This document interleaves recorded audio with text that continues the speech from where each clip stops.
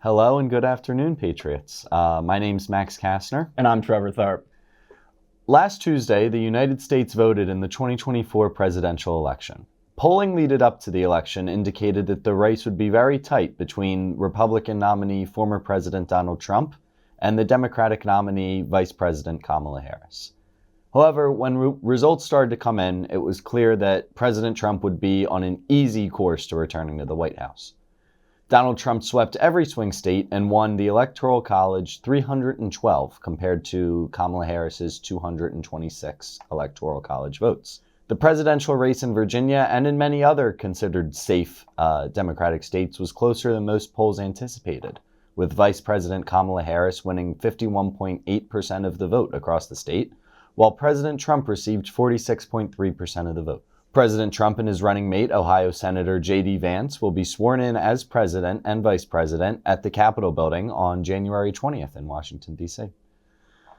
You know, Trevor, Trevor and I both had the ability to be a part of Democracy Lab, and of course, we helped cover the election here. Mm-hmm. What were some of your takeaways from the election? This election was an unexpected red wave. There was a lot of underperformance by Democrats across the board, across all sorts of, groups and issues. Despite the economy being in a relatively good position, Americans didn't feel the economy was doing well. So that played a massive role in Democrats underperforming across the board. Yeah, it was definitely really fascinating. We've talked a lot about it in classes in the past week since, and it's, figuring out where. Donald Trump's voting numbers have stayed the same his last three elections. Mm-hmm. But when you look at especially 2020 compared to this, there were 10 million people that voted for Joe Biden that didn't vote for the president. Massive underperformance by the Democrats. Yeah, and that led to the 2016-esque numbers for Republicans, which, really fascinating. And yeah.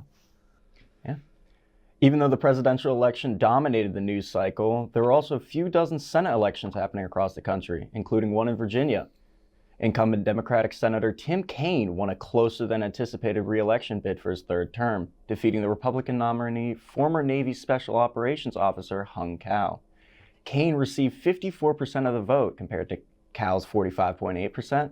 And across the nation, Republicans flipped control of the Senate chamber by defeating several Democratic incumbents, including Bob Casey in Pennsylvania, Sherrod Brown in Ohio, and John Tester in Montana.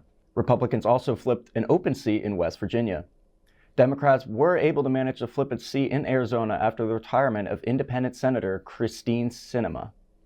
Yeah, Trevor, the fact that the Republicans gained control of the Senate is, absolutely huge. Because you have, right now we're hearing about President Trump and his appointments to the cabinet. Really, we're going to get to it later when we talk about the House, but Republicans now control every... The trifecta? Yeah, they have every lawmaking body in the U.S., so... At least for the next 2 years, it'll be really interesting to see what's able to get done. Obviously, they don't have a filibuster-proof majority, so Democrats can still kind of have just a little bit of power. But really fascinating to see. Especially with appointments, you need two-thirds of the Senate for that. Yeah. So, will they be able to get everything through? Maybe, maybe not. There's definitely been some controversial appointments. Well, we'll see what this Senate brings us in the next 2 years. Yeah, for sure. But, we'll have 33 seats up again in another 2 years. Yep. So, Democrats can flip it. Then, in addition to the Senate elections, there were elections for all 435 members in the U.S. House of Representatives. Here in Virginia, Democrats won 6 seats and Republicans won 5 seats, with no seats really switching parties. Democrat incumbent Jerry Connolly, who represents the 11th Congressional District, which includes Fairfax and George Mason, won re-election comfortably with 66.8% of the vote over Republican nominee, former police officer Mike Van Meter's 33.2%. Next door in District 10, State Senator Suhas Subramaniam kept the seat in Democratic hands, after the retirement of incumbent Jennifer Wexton. Subramaniam won 52.1% of the vote compared to the Republican nominee Mike Clancy, who won 47.9%. Nationwide, Republicans, as of this morning, have retained control of the House, and there are still several competitive races remaining to be called in the West Coast, namely California and Washington. So, Trevor, I mean, what does this mean? This is like a down ballot effect of just low turnout for for the Democrats. Right. You know, Republicans had control of the House before. It's not unheard of. It's actually expected for the House to sort of fall into the opposition's hands. Right. But for them to hit a trifecta like they did in 2016, it just goes to show how consistent Trump and his down ballot effects are, and how a lot of these elections really rely on Democratic turnout. Right. Even when you look at, like I had my eyes peeled on Nevada like the whole time.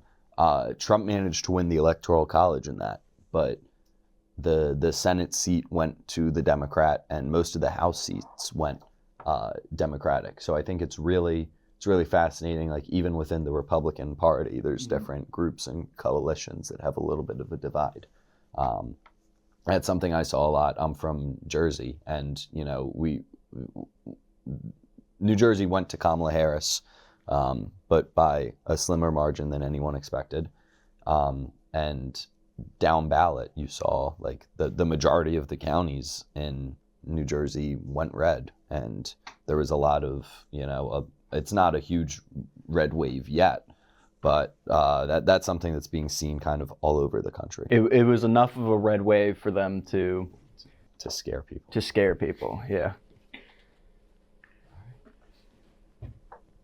Max Castner spoke with election analyst and George Mason alum Orlando Cabrera earlier this week about the results of the election and the impact they have on this country. Hey, Orlando. How are you? Hey, doing well, Max. How are you doing? I'm all right. Obviously, the results of the presidential and the Senate part of the election have, I guess, been finalized. So what's kind of your post-election thoughts? Talking to people down in Texas, here in the Virginia Democratic Party, all the way up to some people at the DNC, and everybody was confident, which is a sign that nobody should be confident. And it's worth noting that this election, though we could, ascribe it as a win for Donald Trump, it seems more like it was a loss for Kamala Harris, and not really Kamala Harris so much as the Democratic Party writ large.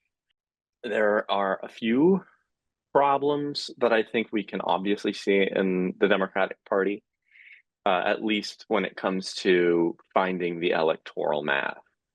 And I think there are wings of the party on either side that are going to say very different things to you if you ask them what it is that needs to happen over the next couple of years before the midterms. And if you ask the left wing of the party, it's that we need to run on more populist left wing policies. Now, that works to some degree, like talking to union voters. And in other ways, it can work if you're talking about ways to create kind of an economic opportunity for a lot of people.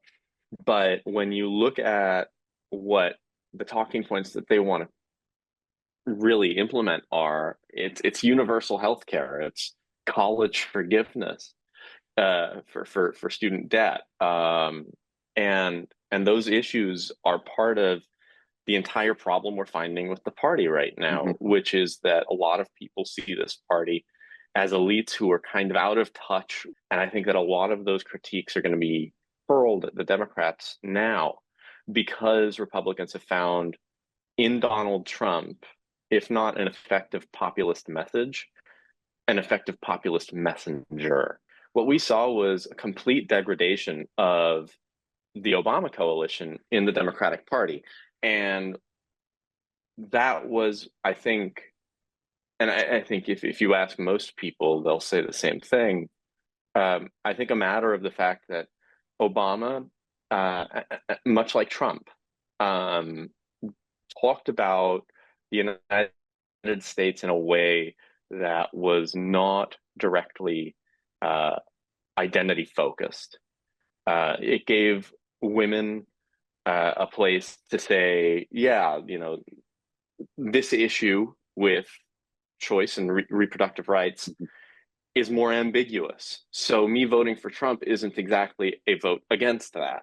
It gave Latino and Black Americans an opportunity to say, this is a guy who talks to us in a way that we might not love, but it's at least more genuine than Democrats compartmentalizing us everywhere. But the way that Democrats communicated it seems to have alienated more people than it brought on, even in the wake of, somebody at a Madison Square Garden rally calling Puerto Rico an island of garbage. Right. And if you're really competing on those two levels, Democrats with their message and literally somebody saying an island of garbage and the candidate doubling down, and they still chose the candidate that doubled down, there's real disconnect between policy and platform communication. The president pro tem is a relatively innocuous position. Right. Mostly just decide who's going to preside over the Senate day to day. And usually they'll end up choosing a lot of president pro tems who are junior senators from each of the states, and they just sit there to learn procedure. But as for the majority leader, it looks like Rick Scott's starting to gain some traction.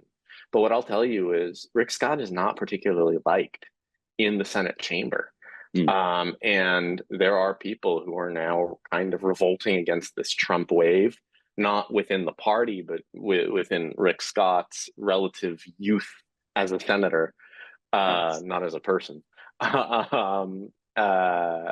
So I would imagine John Thune or John Corbin, or John Cornyn, sorry, not Corbin, still have a very good chance at taking the majority leader's seat. As for Speaker of the House, Mike Johnson has some work cut out for him.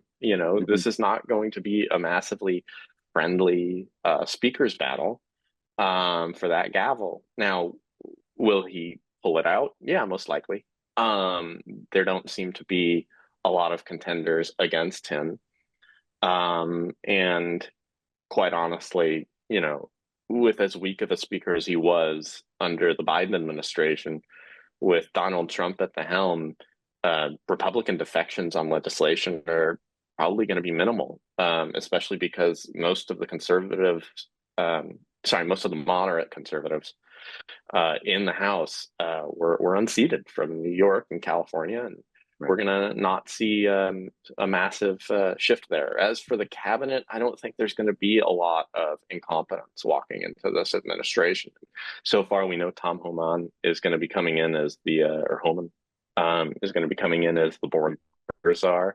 This is a guy who said pretty openly and actively that he believes that the answer, regardless of whether it affects deporting American citizens to family separation, is to deport the whole family, whether or not the person, whether or not anyone in that family is an American citizen. Kristi Noem has no background in Homeland Security, and she's going to be the Department of Homeland Security secretary. And for what it's worth, she is a former congresswoman. She understands the machinations of the federal government, but the Homeland Security aspect of her portfolio is notably hollow. Marco Rubio, though, does have a very strong background in foreign policy. I am not a Rubio fan as a native Floridian, but nobody can attack his credibility in foreign policy. Not even me. I mean, that man has spent his time. He's a former ranking member of Senate Intelligence, has a leading role in Latin American policy on the Foreign Relations Committee, and he will be probably the strongest person in a Trump cabinet. The thing that I think we're not talking about enough is, does a new Trump administration really keep state around, or does it export a lot of the foreign policy to the Department of Defense? 15 million people decided to stay home rather than come to the ballot box. Now, a lot of conspiracy theorists are saying, oh, where did those 15 million people go to? Well, they just stayed home. It's not like we created 15 million people for a Biden win in 2020, and in 2024, they just all went back to a cemetery. You know, people stay home, especially when they feel like things aren't going well in the country. Right. And there's also the idea of the people split a lot of tickets. I mean, you saw like Pennsylvania is the only state that Republicans really like fully, I don't want to say took over, but won most races down ballot as well. Like in Nevada, Trump won Nevada, but Sam Brown lost. It's a question of whether, you know, Trump is more powerful than Trumpism. And I think that the answer is probably going to be yes, long term. And fundamentally, you know, looking down ballot, Democrats outperformed in most places. So is the question whether or not Democrats can win? I don't think so. I think the question is, you know, can a national Democrat create a platform that appeals to people, you know, more broadly in a country the size of a continent, and can actually turn people out? Because 15 million people staying home is a big deal. It's huge. I mean, Trump won about the same amount of people all 3 times that he ran for president. He's always been around the 70 to 74 million mark. So and though he won the popular vote, he still, you know, underperformed. Awesome. Yeah, always great to talk to Orlando, and kind of definitely gave me, you know, a better understanding of what happened in that election and what might happen moving forward. Now, Trevor and I had the pleasure of attending a panel at Arlington Square campus this past Monday, in which we heard all about the upcoming election. So obviously, since the 2024 election season is over, the 2025 election season is just beginning. Here in the Commonwealth of Virginia, there's going to be polls to elect a new governor to replace the term-limited governor, Glenn Youngkin. As of today, the 2 candidates in the race are Democratic Congresswoman Abigail Spanberger and Republican Lieutenant Governor Winsome Sears.